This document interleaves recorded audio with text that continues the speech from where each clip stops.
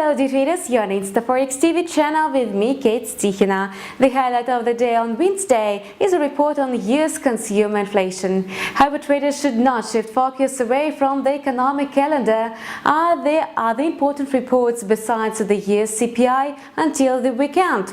Let's figure out and watch a trader's video calendar on InstaForex TV channel. The focal point of Thursday is a report on US retail sales, as consumer activity is the main driving force of the US economy. Indeed, consumer spending accounts for nearly 2/3 of the whole US GDP, so a change in retail sales is seen as a barometer of further trends in the largest global economy. Retail sales are expected to ease to -0.1% in December month-on-month. FUG in annual terms is expected to remain flat. Importantly, a report will provide data for December when retailers benefit from robust consumer activity around Christmas. Such downbeat expectations reveal the pessimistic market sentiment on the US economy. Analysts are much more optimistic about a similar report from the United Kingdom. Retail sales for January will be unveiled on Friday.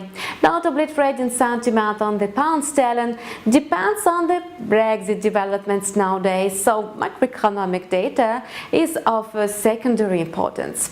In this context, if the market cheers up the data, the response is going to be short-lived. Apart from the United States dollar and the pound sterling, there is a good excuse to speculate on the Japanese currency. Tomorrow, Japan will release preliminary data on economic growth for the first quarter. However, the yen will be more sensitive to data which is due on Friday. CPI from China is data of major importance. Indeed, analysts foresee an uptick in China's CPI in January, thus faster consumer inflation is going to calm investors down, reviving appetite for risk. As a result, investors' confidence will dampen demand for the yen. Apart from above-mentioned data, it would be a good idea to take notice of the following reports. Tomorrow, the market will find out China's foreign trade balance for January. During the European trade, the Eurozone will provide revised GDP for the fourth quarter. The same report is due in Germany. Later in the global trading day, Canada will release a report on manufacturing shipments and a new housing price index. The United States will present a producer price index alongside retail sales.